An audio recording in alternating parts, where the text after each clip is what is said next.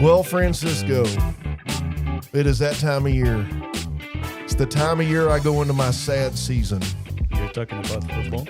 I'm talking about the NFL. It kicks off this weekend. In fact, it kicks off tonight, I think.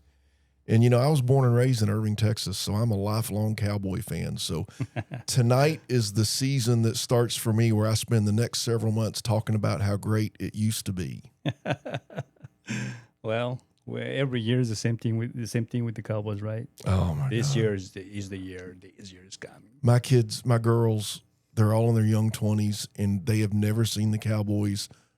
They haven't seen them win anything, you know, anyway. But that's all right. That's what makes it a sport. That's what makes it fun. Yeah, exactly.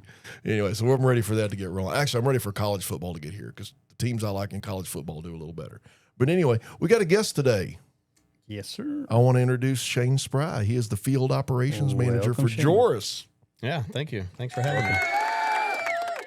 We are glad you're here, Shane. We have a lot of questions for you today. You know, it's I'll try my best. we're good. They're good ones. They're ones we're going to hold you accountable for. And if you fail the quiz, you get held back. Speaking of getting held back, it's back to school. Yep.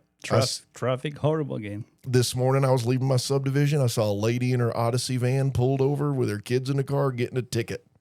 So everybody, man, when you're out there, when you're going to jobs, when you're between jobs, when you're coming up to the office, watch out. Pay attention in the school zones. I've got some interesting stats. Y'all want to hear them? There you go. Yeah. Let's go. All right. In Texas, in 2024, there were 781 crashes in school zones. Wow. That number surprised me because you just assume everybody's going slow. There were 2 fatalities in school zones, and 17 serious injuries. Separately, this is a detail that really got me. In 2024, in the state of Texas, there were 2,480 crashes involving a school bus. Wow. Involving and a they don't have school any bus. seatbelts. Yeah, that's a big part of it. And guess what? 11 deaths. 11 deaths in one school year in the state of Texas. 93 serious injuries.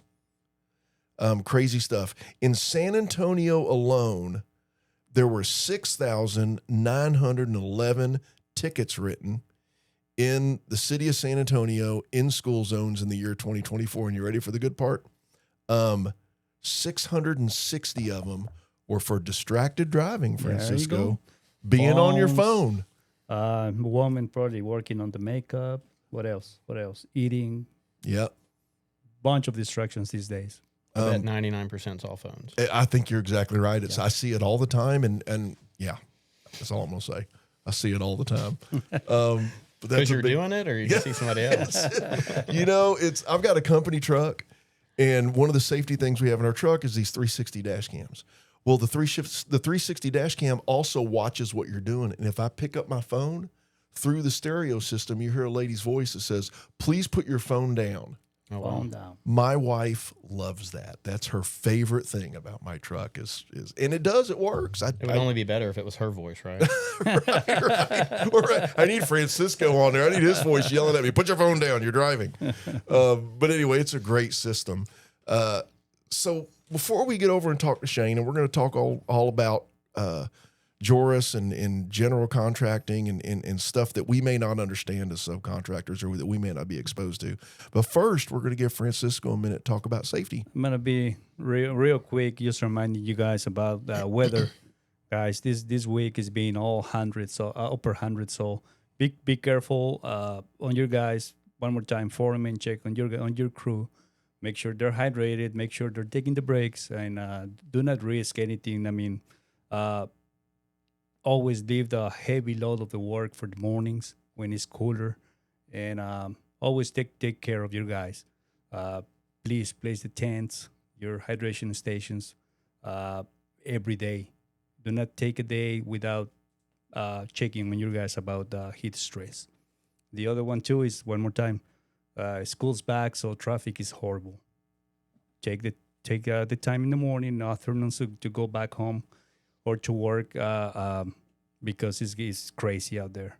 A bunch of accidents this week, so be careful on that. You know, yesterday I went to one of our jobs. I'm going to protect the name of the general contractor because this didn't involve them, but we don't need to say what job this was on. They were having a safety stand down because they had an incident that morning. No one got hurt, but they caught someone doing something they weren't supposed to do, fortunately, before anybody got hurt. So they had a safety stand down to cover that and other things. And, you know, when you're listening to this, you think, okay, what is he going to cover that is the item that happened? And he got up and first he talked about not driving too fast in the parking lot, right? Common. Talked about really paying attention, trying to, backing into your parking spot instead of pulling out, instead of having to back out, back in so you pull out straight. Talking about going slow on the road out in the front. Talking about making sure you have flaggers when you're unloading material out in the street. And then he said, oh, and if you're on a scissor lift and the scissor lift is elevated, do not stand on top of the rails of the scissor lift to do your job. It's more common than you think. Your feet have to be flat on the bottom of the scissor lift. And I couldn't help it. I just started laughing. And I thought, because I don't like heights. I wouldn't say I'm scared of heights, but I'm very scared of falling from high places. And I don't think there's anything you could do to make me stand on top of the rail, on top of a fully extended scissor lift. Happens all the time. You do? You see that all the time? More than you think. Yeah, it happens almost every day, almost. Wow. Well, apparently whatever happened over there, they felt they needed to bring the whole job to a grinding halt and have a conversation about it. And one more time, it's a different point of view from the GC's perspective, right? So let's talk about that. We're going to switch over here, and we're going to talk to our friend Shane from Joris. Shane is the field operations manager at Joris. Shane, one of the things we talk about here a lot about the construction business is the opportunities to move up in the industry. The opportunities move up. Most people in this business didn't start as managers, didn't start as executives, didn't start that way. Tell us how you got to your position. That's a pretty cool position you got. How'd you get there? Tell us about your history. So I've been in the construction industry for going on 25 years now. When I started out a grunt, out doing everything, tying rebar, digging ditches, anything that was asked of me. And from there, I started getting more experience, put myself through school, and then just kept working my way up. I worked for a general contractor, right out of high school, learned different things, then started working on the sub side. So I think that's been a benefit for me because I understand both sides of the world. Get to see both sides. And then just slowly but surely started, working my way up, became a foreman, started running piping crews as I was a pipe welder for a long time. So started running piping crews, and then I worked for a couple mechanical companies. And then on those GC, I'm not going to say their names, but one specifically, one of those GCs that I was on their site working, they asked me, hey, we really like the way you run your work, and would you be interested in coming to work for us? And being a GC was something that was always something that I wanted to do. Yeah. And so took the leap and never looked back, and have been on the GC side for 16, 17 years now. Nice. So, and even within the GC world, I started out as an assistant superintendent. So I was on the job, learning the GC ways, working with, experienced superintendents. Because, from the GC world, if you come from the sub side, normally on the sub side, you have one facet of work, right? Whether it be utilities, plumbing, whatever it is. And so not that it's not hard, but when you get to the GC side, you have all of those. The whole kit and caboodle, from start to finish. And so sometimes it's a little like herding cats, but so you got to, learn patience and learn a little about everything. Yeah. And so, worked my way up through, assistant superintendent, started running my own jobs. I've had the fortune, in my career to run big work. So multi-$100 million work. Nice. Large skyscrapers, large, hospital work, et cetera. And that's what I really enjoy, because that's what, challenges me throughout my career. And then eventually, because of the complex work and because of my ability to mentor younger folks, I moved up into a senior superintendent. And then eventually, over this last year, was promoted to field operations manager for Joris. Nice. Wow, great. That's a climb. And that's what I love about this industry. That's not a unique story. There's a lot of us that start, what'd you call it, as a grunt, as a laborer, but and end up in really great positions. My first position in the construction business was in the warehouse unloading the trucks, unloading loads of carpet and tile in Irving, Texas in the heat in a tin warehouse, and then getting the crews loaded out in the morning. Those old, gruff, angry guys coming in at 5 a.m. wanting their trailers loaded up so they can get to the job site. It's good stuff. Well, I think it means a lot, Plus, it does. It gives you a different perspective than someone who's just solely been in management their whole adult career. It gives a better understanding for the guys who are out in the field, the guys who are in the heat, the cold, dealing with, hourly pay, those kinds of things, right? Those daily struggles that sometimes I feel like when you get to a higher position, you're fortunate not to have to deal with that as much as you used to, but it's good to always know that you've been through it and you understand somewhat what those folks are going through on a daily basis. So it humbles you and brings you back to helping them as much as you can. When you go around to the people in our industry that are really up there, that have always really impressed me, that just seem like they really know what they're doing. It's not that they're the sharpest knife in the drawer. It's not that they've got the most education. It's that they've done it all. They know how to weld. They know how to frame. They understand that they can lay asphalt. A little of a lot. Yeah, absolutely. They can do a little bit of everything, and that's who you want. So you talked about how you wanted to get over to the GC side. As subcontractors, now at Ella, sometimes we work as the primary, sometimes we work as the GC, but most of the time we're working for a GC. Explain to our people out there, what, in your opinion, is a GC? What is a general contractor? So a general contractor is basically a fancy way of saying we're in control of the overall project, right? The owner, whoever that may be, whether that's an entity, a school, hospital, whoever the owner is, hires us. They hire us to manage the whole project from start to finish. So from pre-construction to, helping the design team, sometimes designing with them. And then from start of construction to the finish to turnover and then through warranty. So we own the whole ball of wax. Right. And that comes with a lot of challenges too, right? Because depending on the job size, you could have, like the last one that we did, I think we had 50 subcontractors. Wow. So each one of those is a different contract. Each one of those, has a specific contract, specific dollar amount, specific spec sections, and then trying to merge all of those and manage all of those, on a job site is challenging. So let me get this right. When we're on a Joris job, we're not your most important person.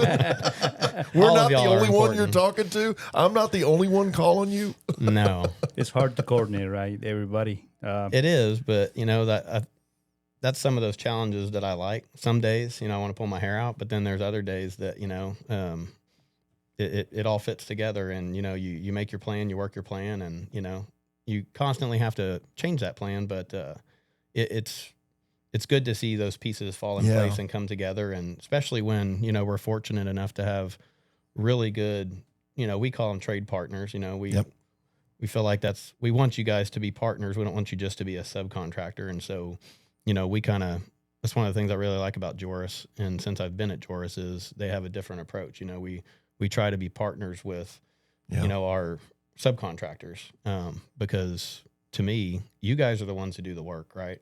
And having your expertise and having the reliability to know that we can count on you guys to go and help us, execute this work flawlessly is exactly why we keep getting all this repeat business. Yep. That's great. Well, you and I were in a meeting together a while back, and conversation was going back and forth about a potential project. And I remember at one point you said, I really appreciate that you said this in the room. You said, "No, I really love working with Ella." What does that mean with a subcontractor? What do you look for in a subcontractor? What in a subcontractor makes you want to use that person again? So for me personally, I'll give you both, right? Me personally, and then also for Sure. the general contractor side, specifically like Joris. For me personally, the relationships mean the most to me. And so I look at, can I count on this company? Are they going to be there when I need them, right? Can I pick up the phone at any time in the middle of the night if I need to? If I have an emergency, and are they going to be the one that answers? And do I want them to be the one who answers? Right. And so to me, that accountability and that partnership, to me is the most important thing. But then also from like a GC's perspective, there's a whole lot of other things that we look at, right? We want to make sure that your financials are in a good place, right? To where you can support the job, you can support your people, you can do what you need to do. And we're not going to get started with the job and then have to look at financial issues that we're going to have to try to mitigate, right? Because I'm not paying my suppliers or Exactly. things like that, right? Because from a GC, we own that too. So they come to us, Right. and then we have to get involved in order to help facilitate that process. Another thing is safety. Safety is, paramount to us, and I know every GC out there says it. I feel like, for Joris and for myself, we take it to another level because we truly do believe it. Every one of our people, including the lowest person on the totem pole, are carpenters. We empower them. If they're on the site and they see somebody doing something wrong, they stop them. Yep. Because that's where it starts, right? Is that empowerment. But having a good safety culture, and then also, again, from a GC side, can we count on you to be there when we need you? I think, to me, those are the three most important things. So it's not always true that you only go with the low number. No, sir. Right, because sometimes the low number, there's a reason it's low, is maybe they're not as squared away. So there's, agreed, yes, you're absolutely right. There's two different avenues there. One is depending on the delivery method of the project. Right. So you have CSP, which is hard bid, which normally means that you're bidding plans and specs, which means that the owner is trying to get the cheapest they can get the job, Sure. right? Sure. And then you have CM at risk, which a lot of our projects now are CM at risk, which means we're the construction manager. So it's another way of saying GC. Right. So when you see it and it says CM at risk, that means we own the risk. That means that we take on more risk. And so you don't have those little avenues to go back to the owner and say, oh, well, the drawings didn't do this or wasn't clearly shown here. They expect us to read between the lines. Yeah. And that's why, we take on more of that risk. Okay. So that's what you're looking for in a subcontractor. We've all been in a room or hunting or on a job or fishing, and a conversation comes up and someone mentions a subcontractor, and you hear a guy on your side of the fence go, man, I will never use those guys again. So what do you look for in a subcontractor, or what can a subcontractor do that'll make you not use them? We've talked about what you want in a subcontractor. Now, what do you not want? What'll make you just scratch them off your list forever? Not performing. Okay. It's a business. We're all here to make money. Being untruthful, not performing, not being reliable. Go back to not that, being doing what untruthful. you say you're going to do. When you say being untruthful, do you mean they tell you what you want to hear, Correct. or they flat out lie to you, or Both. They Okay. do both. But like I always try to tell everybody, don't sit here and blow smoke up my butt, right? Like, I don't want to hear what I want to hear. I want to hear the truth. Right. Yep. Because Even if it's bad news. exactly, because I can always adjust, and we can always find an avenue to achieve what we're doing. If you're not telling the truth and you're hiding things, they're always going to come out. Right. Right. But 99% of the time they come out too late. And then not only us as the GC, because you got to remember, from a GC's perspective, the owner, they don't look at your all's mistakes and say, well, if Ella made a mistake, that's Ella. They only go to us. Right. They say Joris made the mistake, not Ella, or Bingo. not another subcontractor. So we own the mistakes of all of our subcontractors or our trade partners. And that's why it's so important to us to have those relationships, so that we can count on those folks. But I would say that not being truthful and not being reliable, if you tell me you're going to be here and we put a plan together and then you're not showing up, you don't have the manpower you need. Yep. It's a constant battle. You're not ordering material on time. All of those things that make the process inefficient, those are the kinds of folks that we don't want to do repeat work with. And I'm Understood. pretty sure safety performance as well, right? Absolutely. Yes. Well, man, I'm telling you, nothing will throw wrench in the gears faster than safety issues. Absolutely nothing. So you mentioned earlier your client. Who exactly is your client? Because I know we work for you. You're our client, but you have an engineer, an architect, a municipality, an investor/owner. The investor owner has a bank that he's taking a loan from. Who all do you report to? It depends on the project. Okay. Some projects we report directly to the owner. So the owner could be, let's say we're working for UT. We would have a contract where our contract is directly with the representative of UT, right? Normally it's their capital projects office. Sure. And then we normally don't contract directly with like a architectural firm because they're separate. So normally when you have a CM at risk job, you have the architect is hired directly by the architect and all their consultants, which would be the structural engineer, civil engineer, et cetera, right? All of them are hired by the owner. And then we come in and we provide pre-construction services. We help them through the design, right? With constructability, those kinds of things. And then we work directly for the owner, just like they do, except we do it for the construction side. Right. They do it for the design side. Now, where that would change would be if it's a design build. If it's a design build, then we would own the architect. So we own all of the design and the construction. Okay. Does that make sense? It absolutely does. And in other cases, I mean, we could be working, it just depends who hires us. I mean, we could be working for a school system. We could be working for a local municipality. It just really depends who the owner is. Okay. You know, I'm like you. I've been doing this a long time, 3 decades of this.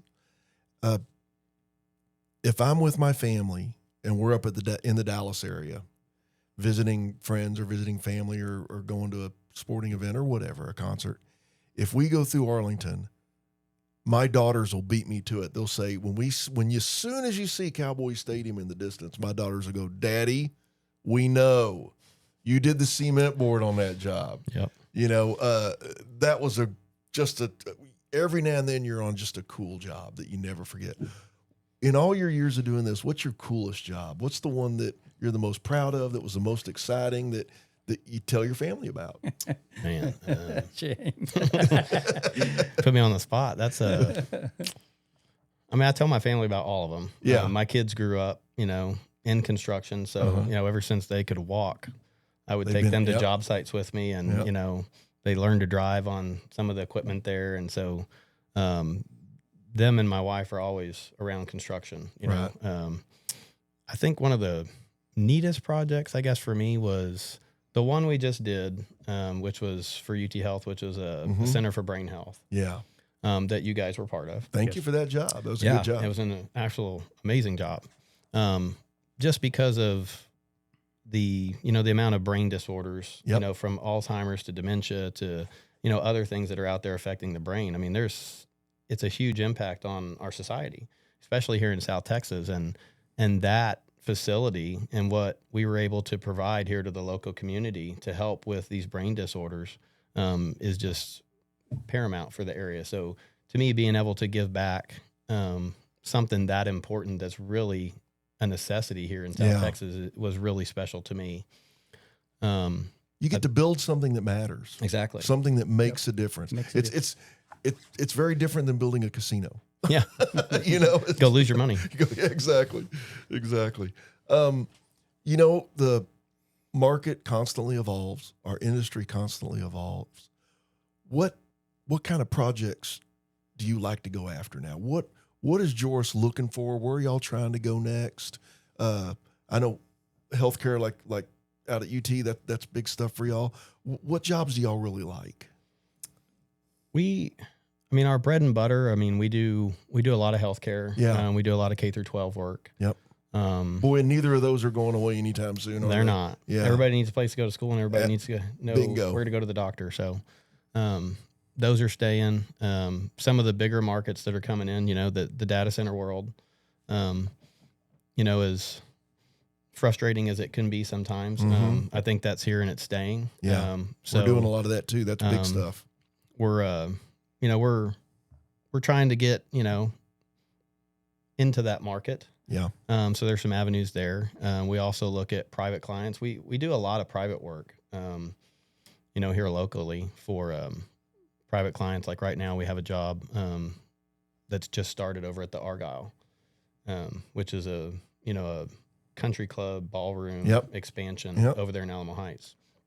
So there's really nothing that I would say that we wouldn't entertain. Yeah. We try to find the right jobs that fit us and our people and our capabilities, but we're always open to, trying new things. Yeah. We call that a job that makes sense. Exactly. I have clients who say to me, they'll say, well, what work do y'all like to do? And how far will you go? And I say, well, if it makes sense, we'll look at it. Is it a project that we know how to do? Is it a system that we're confident in? And at the end of the day, can we make $1 at it? Because we are a business. Francisco's expensive, Yeah, exactly. I mean, it's the same for us. I mean, we want to be profitable like everybody does. Right. The other big part of that is, Texas is a large state. So, yeah, it is. Trying to facilitate the needs across the state, originally Joris, started in San Antonio, and now we have 5 offices across the state. And now we just won 2 jobs. We'll be starting a new one in Laredo. Great.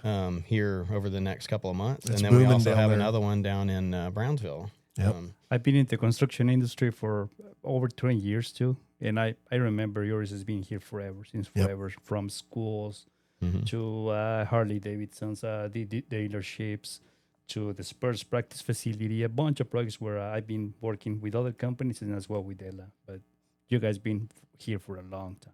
Yeah, I mean, even before me, I've only been with Joris for 5.5 years. So they've been in San Antonio for almost 70 years. Yeah. Wow. Gary Joris's, father started it and, grew it into what it is today. And it's a very well ran machine. Oh yeah. From HBs right now, the JCB. JCB is a big one for us. Yeah. And that one, I keep seeing it pop up on the news. That's what they're going to be doing there is pretty amazing. Exciting. It's amazing. Well, Shane, thank you. I know how busy you are. Thank you for taking the time to come over here and teach us a little bit. One of the things we try to do through this podcast is just to continue to educate and inform everybody in the company on exactly what it is we do. And I really appreciate you. I look forward to working on that next project with you. Yeah, thank you all so much for having me. I Thank greatly you, appreciate Shane. it. Thank you very much. So we'll be around. Everybody be safe. Stay hydrated. Tell your foreman you want some of that element. That stuff's great. Magnesium, potassium, all your electrolytes, and it tastes good. Get the lemonade one. Have you had that one, Francisco? I haven't tried it. It's great. We'll see you all next week. Be safe. Thanks, Shane.